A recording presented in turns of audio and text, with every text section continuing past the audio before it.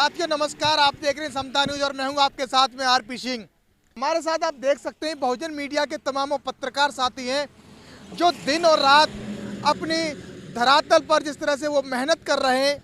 Media, man media, जो गोदी media कही जाती है, वह उन खबरों को कभी दिखाती नहीं है मुखरता से। उन खबरों को जो गोदी मीडिया छुपाती है, उन खबरों को जिस तरह से वो छुपाने में लगी हुई है, वहीं उन खबरों को वह बहुजन समाज के यानी बहुजन मीडिया बड़े ही संघर्ष के दौर में, बड़ी परिस्थितियों के दौर में, बड़े जो कहते हैं कि संसाधन विहीन होने के बावजूद में भी बहुजन समाज के तमाम पत्रकार साथी मुखरता से वो उठा रहे हैं। देख सकते हैं यहाँ पर हमारे साथ में यहाँ बादल एक्सप्रेस के संस्थापक हैं जो कि दीपक बौद्ध जी हैं, जो मुरैना से हैं, और हमारे साथी हैं पराग महेंद्र जी जो नेशनल चौपाल से हैं, और इधर में हमारे भाई संदीप भाई जी हैं जो कि वह भी नेशनल चौपाल से। और मुझे तो आप जानते ही होंगे, और मैं आरपी सिंह, और हमारे कैमरामैन साथी हैं जो कि इंडिया वन थिंक एक यानी कि भारत एक सोच नाम से जो चैनल चलाते हैं, उनका नाम है जितेंद्र बौद्ध। अरे हम इनसे जान लेते हैं एक बार। सर सबसे पहले आपका स्वागत है सर। जी शुक्रिया, बहुत बहुत धन्यवाद। सर माना जाता है कि जिस तरह से आप महाराष्ट्र से बिलोंग करते हैं और कड़ी सर्दी का समय है, और यहाँ से अगर बात करें तो कम से कम 1200 से 1300 किलोमीटर के समथिंग में महाराष्ट्र पड़ता है। आप इतनी दूरी से यहाँ तय करके और यहाँ पर जो खबरों का आदान प्रदान कर रहे हैं, क्या कहेंगे सर? ये बहुत अहम हो जाता है क्योंकि हम अपने आप को बहुजन मीडिया कहते हैं, और बहुजन मीडिया के कहने के में ही वो चीज़ें जुड़ जाती है कि जो मेन स्ट्रीम के मीडिया के पास में आसानी से चीज़ें अवेलेबल हो जाती है। आपने शुरुआती दौर साधन संसाधन को लेके चीज़ें कही है, तो इन तमाम तकलीफ़ों का सामना हमको करना ही पड़ेगा। और ये हम इसको किसी को एक तरीके से संघर्ष भी नहीं मानते, क्योंकि इसके कंपैरिजन में हमारे जो बहुजन महापुरुषों ने जो चीज़ें हमारे लिए की है, उन्होंने उतनी विपरीत परिस्थिति में वो चीज़ें करके दिखाई है कि जहाँ पर हम कल्पना नहीं कर सकते। आज भले ही हमारे पास में गाड़ी है जहाँ से हम जा पा रहे हैं, चीज़ें पहुँचा पा रहे हैं, थोड़े बहुत संसाधन है उसमें काम करने की कोशिश कर रहे हैं, लेकिन इसको विपरीत परिस्थिति है कि आज ये रात के तकरीबन 10 बज रहे हैं और नेशनल हाईवे 148 पर हम खड़े हैं। कुछ लाइट हमको मिली, वो लाइट में हम शूट करने की कोशिश कर रहे थे, लेकिन यहाँ पर भी कहीं मनुवादी षड्यंत्र कर रहा है ऐसा लग रहा है, और वो लाइट भी चली जा चुकी। तो अभी जो मोबाइल का टॉर्च है उससे हम बातचीत कर रहे हैं। तो वह शुरुआती दौर पर मैंने जो बात कही कि विपरीत परिस्थितियां हैं, लेकिन डटे रहना, काम करना, बहुजन समाज के लिए उनकी खबरों को पहुंचाना, ये हमारी नैतिक जिम्मेदारी है। और बाकी की जो जिम्मेदारी है वो हमारे दर्शक है, वो अपनी जिम्मेदारी नहीं। सिंपल सी एक बात है कि मेन स्ट्रीम का मीडिया बना ही इसीलिए है कि इस देश के जो बहुसंख्यक बहुजन समाज है उनकी तमाम सच्ची तस्वीरों को दरकिनार करे। ये एक लंबा इतिहास है। देखिए लाइट भी आ चुकी है। तो एक लंबा इतिहास किस प्रकार है कि अगर शुरुआती दौर पर इतिहास के अंदर में देखा जाए तो बाबा साहब मूक नायक जब शुरुआत करते उस समय तमाम जो कांग्रेस के तरफ से, मनुवादी लोगों के तरफ से, लोकमान्य तिलक, गांधी के तरफ से जो शुरुआत किया गया केसरी था। बाबा साहब चाहते थे कि उस केसरी के अंदर में मूक नायक की एडवर्टाइजमेंट जाए। भले ही ज़्यादा पैसा देकर बाबा साहब करना चाहते थे, लेकिन उसके बावजूद भी मूक नायक की ऐड नहीं दी गई केसरी के अंदर में। तो आप समझ पा रहे हैं कि शुरुआती दौर पर हमारे बहुजन महापुरुषों को अपने मीडिया को खड़े करने के लिए तकलीफ दी गई। बाबा साहब को भी आर्थिक तरीके से तंगी का सामना करना पड़ा। तमाम पेरियार हो गया, फिर उसके बाद मान्यवर कांशीराम साहब, तमाम बहुजन जो महापुरुष रहे, उन्होंने समय समय पर तमाम जो अपनी पत्रिकाएं, साप्ताहिक जो अंकित तमाम जो वर्तमान पत्र निकाले, समाचार पत्र निकाले, उनको आर्थिक तरीके से तकलीफ़ों का सामना करना पड़ा है। और आज वर्तमान स्थिति में अगर हम उस श्रृंखला के अंदर में कहने की काम कर रहे हैं तो हमको भी उसका सामना करना पड़ेगा, और ये हमको नहीं लगता, और हम ये किसी भी तरीके से संघर्ष भी नहीं मानते। ये हमारे जीवन का एक, जिस तरीके से हम खाना खाते हैं वो हमारा एक कहने के नैतिकता है, ज़रूरत है, उसी प्रकार जीवन के अंदर में स्वाभिमान की लड़ाई लड़ना भी ये हमारे जीवन का एक बहुत महत्वपूर्ण अंग है। और हमारे बहुजन महापुरुषों का संघर्ष कभी भी खाने पीने के लिए और तमाम रोटी के लिए नहीं रहा है, स्वाभिमान के लिए लड़ाई है, और उसी स्वाभिमान की लड़ाई को लड़ने के लिए हम लगातार बरकरार है। आज रात के 10 बज चुके, कड़ाके की ठंड है, अभी तकरीबन 150 किलोमीटर का सफ़र बाकी है, 10 बज रहा है, हमको शायद 12-1 बज जाएंगे। लेकिन उसके बावजूद भी बहुजन समाज के लिए ये तमाम चीज़ें, खबरों का पहुंचाना ये ज़रूरी है। और अगर ये हम नहीं दिखाएंगे, अगर हम अपने आप को पढ़ा लिखा मानते हैं, या फिर हम अपने आप को एक बुद्धिजीवी मानते हैं, या फिर हम मानते हैं कि तमाम जो बहुजन महापुरुषों की बदौलत हमारी ज़िंदगी के अंदर में अगर परिवर्तन हुआ है, तो हमारा जो टाइम है, हमारा जो टैलेंट है, हमारा जो ट्रेजर है, अगर इस विचारधारा के लिए, एक मिशन मूवमेंट के लिए नहीं लगेगा, तो मुझे नहीं लगता है कि हमारा जीवन है वो कोई अर्थपूर्ण हो सकता है। जी, हम लोग करौली से निकले थे। करौली से अभी तकरीबन हम लोग 6 बजे शाम के निकले थे, अभी तकरीबन 10 बज चुका है, और आने वाला समय भी आई थिंक मेरे हिसाब से 12-1 बज जाएगा। और क्योंकि 150 किलोमीटर का और सफ़र बचा हुआ है, तो हमने कितना किलोमीटर सफ़र किया होगा। हमारे साथ में दीपक जी है, दीपक जी लगातार ड्राइव कर रहे थे, उनसे भी आप जरूर पूछ लीजिए। तो आप देख रहे हैं, देख सकते हैं कि यहाँ मेरे साथ में नेशनल चौपाल से भाई पराग महेंद्र जी मौजूद हैं, जिन्होंने हमारे साथ में यहाँ पर दीपक भाई जी मौजूद हैं, जो कि बादल एक्सप्रेस से हैं। सर, जिस तरह से आप देख रहे हैं कि लगातार आप भी और गाड़ी चला करके हम लोगों का पूरा सपोर्ट करके और उस मंजिल तक पहुँचाते हैं जहाँ कार्यक्रम स्थल होता है, कम से कम 400 से 500 किलोमीटर की दूरी तय करते हैं, क्या कहेंगे सर? आप सभी लोग जानते हैं कि ये चुनावी दौर है, हमारी पत्रकारिता का कोई मतलब नहीं है। अगर हम इस समय अपना जो बहुजन मूवमेंट है वो चल रहा है, अगर हम इस समय उसमें समय ना दें तो हमारी पत्रकारिता महज एक बेवकूफ़ी है। हमारे जो समाज के जो बहुजन पत्रकार चिल्लाते रहते हैं, कोई कहीं से भाषण देता, कोई कहीं से डांस करके दिखाता, तो ये पत्रकारिता नहीं है इनकी, ये सिर्फ और सिर्फ पैसा लूटने का कमाल है। कहीं कोई आर्थिक सहयोग करो, ये करो, वो करो, करते रहते हैं लोग। तो मैं इनको नहीं मानता पत्रकारिता। आज आप सभी लोग मेरे साथ चल रहे हो, कहीं मैंने किसी प्रकार का ऐसा मतलब हमने ये नहीं सोचा कि हम लोगों को नहीं रुक जाना चाहिए, अब नहीं जाना चाहिए, बस बहुत हो गया। तो हमने सोचा कि बहन जी की अभी 2 सभा हैं, बस कल का ही तो बाकी है। अब उसके बाद तो हम बैठेंगे 6-7 महीने 8 महीने तक, जब तक लोकसभा चुनाव आएंगे तब तक बैठे घर पे आराम से। तो कहीं ना कहीं बहुजन मीडिया, जिसको बहुजन मीडिया अपने आप को कहते हैं, तो कहीं ना कहीं ये समझना चाहिए कि हमें उसका दायित्व भी निभाना बेहद आवश्यक है। और मैं उन लोगों से ज़्यादा टारगेट नहीं कर रहा, मैं उन लोगों से ये कह देना चाहता हूँ कि अपने आप को बहुजन मीडिया मत कहिए, आप अपने आप को कहिए कि बहुजन समाज को लूट मीडिया। ऐसे लोग भी थे जो अपने आप को अम्बेडकरवादी कहते थे, लेकिन दिन में अम्बेडकरवादी और रात को गांधीवादी।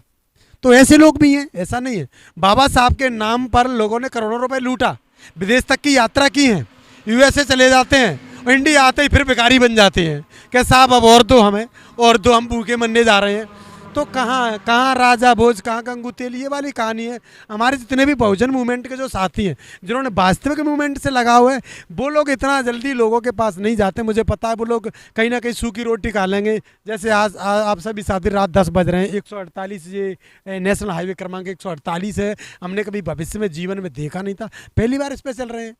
और पहली बार चल रात को 10 बजे, क्या जरूरत पड़ रही भैया आने की। जिस तरह से लगातार आप सफ़र का दौर तय कर रहे हैं, कम से कम 300 से 500 किलोमीटर की दूरी का तय सफ़र करते हैं, खाने पीने की किस तरह की क्या व्यवस्थाएं होती हैं, कैसे कैसे आप दूरी तय कर रहे हैं? दूरी तो हम एक छोटी सी कार है, इसके माध्यम से चल रहे हैं। हालांकि इसमें हमारे जो सहयोगी गण हैं उनका बहुत बड़ा सहयोग है, जो हमारे साथ चल रहे हैं उनका भी बहुत सहयोग है।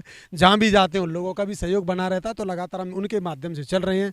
साथ ही अब हम ये सोचा कि नहीं, हमें अच्छी रोटी खा के घर पर रह जाना चाहिए, तो मान्यवर साहब कांसी राम को याद करिए, जिन्होंने 5 रुपए के कोट में ज़िंदगी गुजारी, जिन्होंने चने खाकर इस मूवमेंट को खड़ा किया, और हमारे लोग एसी में बैठकर और टीवी बीवी में मस्त हैं। ऐसे लोगों को चुल्लू और पानी में डूब के मर जाना चाहिए, क्योंकि वो मान्यवर साहब कांसी राम को नहीं समझ पाए, तो बाबा साहब अम्बेडकर को क्या खाक समझेंगे। बाबा साहब अम्बेडकर को महाराष्ट्र के लोग कभी कहते थे कि हो सकता नहीं, मान्यवर साहब कांसी राम को कहते थे कि हो सकता नहीं, लेकिन अब हो गया ना। उत्तर प्रदेश में वो हुआ, पंजाब में वो हुआ, महाराष्ट्र में भी सांसद बने, हो सकता है। अब कहते कि हो सकता है। क्यों हो सकता है? इसीलिए हो सकता है कि जो बहुजन समाज है वो एक मजबूत लोगों की फकत है, इसलिए सब कुछ हो सकता है। तो आप देख रहे थे लगातार जो बहुजन समाज के जो कुछ पत्रकार साथी हैं वो आप लोगों तक पहुंचाने का काम कर रहे हैं, और आपका काम बनता है, आपका कर्तव्य बनता है कि ऐसे पत्रकार साथियों का हौसला बढ़ाने का, ऊर्जा देने का। मेरे साथ में यहाँ संदीप भाई भी मौजूद हैं, जो कि नेशनल चौपाल से हैं, और उनसे भी एक बार हम बात करने की कोशिश करते हैं कि आखिर में जिस तरह से वो 1200 से 1500 किलोमीटर की दूरी तय करके, और यहाँ पर वो मध्य प्रदेश और राजस्थान में आप लोगों की जो खबर है वो आप लोगों तक पहुँचा रहे हैं, यानी पार्टी की हो, चाहे पीड़ित आवाज़ हो, या धरातल पर किसी तरह की घटनाओं को लेकर क्या कहेंगे? सबसे पहले स्वागत है सर आपका। धन्यवाद। देखिए बसपा जो है वो नेशनल पार्टी है, मैं एक बात बताना चाहूँगा आपको। और नेशनल पार्टी होने के नाते उसको मेन स्ट्रीम की मीडिया ने फोकस करना चाहिए। अभी मैं आपसे एक सवाल करूँगा कि हमने इतनी रैलियाँ कवर की, एक नेशनल मीडिया बता दीजिए जिसने बहुजन समाज पार्टी के कार्यकर्ताओं का जो वहाँ भीड़ आती है उसका पब्लिक ओपिनियन लिया हो? लिया है? बिल्कुल भी नहीं लिया। बिल्कुल भी नहीं लिया। तो इससे ये समझता है कि इस देश का जो मीडिया है मेन स्ट्रीम, जिसे हम मनु स्ट्रीम मीडिया भी कहते हैं, वो एक नंबर का जातिवादी मीडिया है। अगर वो नहीं है, नहीं रहता तो वो पब्लिक ओपिनियन लेता, वहाँ आते हैं ये लोग, लेकिन कैमरा लगा के एक 30 सेकंड की क्लिप चला के उतना बड़ा क्राउड को वो यानी नज़रअंदाज कर देते हैं। तो ये इसका ये है। और बहुजन समाज का जो मीडिया है वो बहुजन समाज की सामाजिक, राजनीतिक और जो धार्मिक खबरें हैं उसको हम देने का प्रयास कर रहे हैं आज के तारीख में, जो सोशल मीडिया के जरिए। मेन स्ट्रीम मीडिया या देश की मीडिया है, जिस तरह से हम देख रहे हैं कि वो लोग आते हैं और जहां जो मेन पॉइंट होते हैं उनको दबा करके कुछ तत्वों को उसमें से निकाल करके केवल ट्रोल करने में लगे रहते हैं। तो इस पर आपका क्या कहना है? कैसे पीड़ित परिवार वो उन लोगों की जो अपेक्षा है, उम्मीद है कि वो हमारी आवाज़ को वो प्रशासनिक अधिकारी हो या राज्य सरकार हो या केंद्र सरकार हो, उन लोगों तक वो पहुंचाने के क्या वो कारगर साबित हो सकते हैं? देखिए, मैंने पहले ही कहा कि वो जातिवादी मीडिया है। ये आज के नहीं, इतिहास के अंदर भी जब हम देखते हैं तो बाबा साहब के समय में भी, महात्मा फुले के समय में भी, पेरियार के समय में भी, और यहाँ तक कि मान्या और कांशीराम साहब के समय में भी उन्होंने यही काम किया है जी। इस बहुजन मूवमेंट को ब्लैकआउट करने का काम किया है।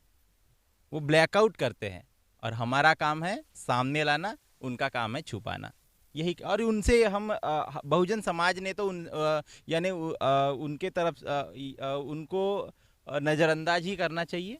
और बहुजन समाज की जो मीडिया है, आपकी समता न्यूज़ हो गया, नेशनल चौपाल हो गया, बादल एक्सप्रेस हो गया, और बहुत सारे चैनल्स हैं हमारे जिसको देखना चालू करना चाहिए। और बहुजन मीडिया ही सच्ची खबर दिखाता है, बहुजन मीडिया ही सच्ची खबर दिखाता है। आज के तारीख में आप देखिए, वो सिर्फ टीआरपी के लिए काम करते हैं, और हम जो है लोगों तक पहुंचते हैं, लोगों की जो ज़मीनी हकीकत है वो पहुंचाने की प्रयास करते हैं। उनका जो सच्ची खबर है वो बहुजन समाज तक पहुंचाने की प्रयास करते हैं। तो आप देख रहे थे, मेरे साथ में थे भाई संदीप जी, जो कि महाराष्ट्र चल करके मत पार्टी की जो ताबड़तोड़ रैलियां चल रही हैं, बसपा सुप्रीमो बहन जी इन रैलियों को संबोधित कर रही हैं। वहीं इन चुनावों के बाद में, यानी कि विधानसभा 2023 चुनाव के बाद में अब लोकसभा चुनाव की तैयारी होगी। और हमारे साथ में यहाँ जान लेते हैं एक बार कि इंडिया वन थिंक के यानी कि पत्रकार साथी हैं जितेंद्र बौद्ध जी, जो कि यूपी से चल करके आए हैं।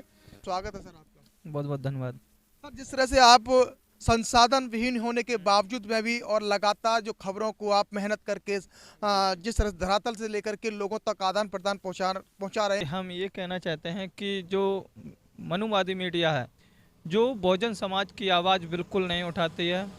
अब चाहे जौन सा मुद्दा ले लें, अभी औरैया ज़िला में एक बहुत बड़ा कांड हुआ था, एक ठाकुर मास्टर ने एक दलित छात्र को बेरहमी से पीटा था, उसकी मौत हो गई थी। यानी कि बहुजन मीडिया ने उसे बहुत सोशल मीडिया से तूल पकड़ा करके मुद्दा को बहुत हाईलाइट किया था। उसे रामजी गौतम कहें, उन्होंने उसे अपने ट्विटर हैंडल से ट्वीट किया था, तो उसको लिया गया था, लेकिन उस पर कोई अभी तक एक्शन नहीं हुआ। लेकिन एक्शन क्या, उसको अब पीड़ित परिवार को ही अब एफआईआर दर्ज कर दी गई है और लगभग में 250 लोगों के खिलाफ मुकदमा दर्ज हुआ है। अब ऐसे ही देख सकते हैं, लगातार दलित समाज को दबाया सताया जा रहा है। जो वर्तमान सरकार जो चल रही है बहुजन समाज के खिलाफ है। देख सकते हैं यहाँ मेरे साथी ने बताया जो कि जिस तरह की लगातार जो अत्याचार उत्पीड़न की जो घटनाएं आ रही हैं वह मेन स्ट्रीम मीडिया जो दबाने में लग जाती है, तो वहीं बहुजन समाज के पत्रकार साथी इन घटनाओं को आप लोगों तक पहुंचाते हैं, उन पीड़ित परिवार को न्याय दिलाने का भरसक प्रयास में लगे रहे।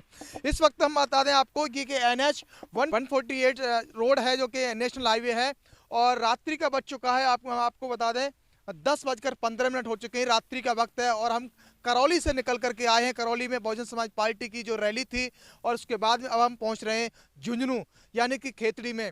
खेतड़ी में कल बहन जी एक बड़ी चुनावी रैली को संबोधित करेंगी, उसको कवरेज करने के लिए हम लोग और कम से कम मान लीजिएगा 300 से 350 किलोमीटर की दूरी तय करके हम लोग वहाँ पहुँच रहे हैं। रात्रि का 10:15 बज चुका है।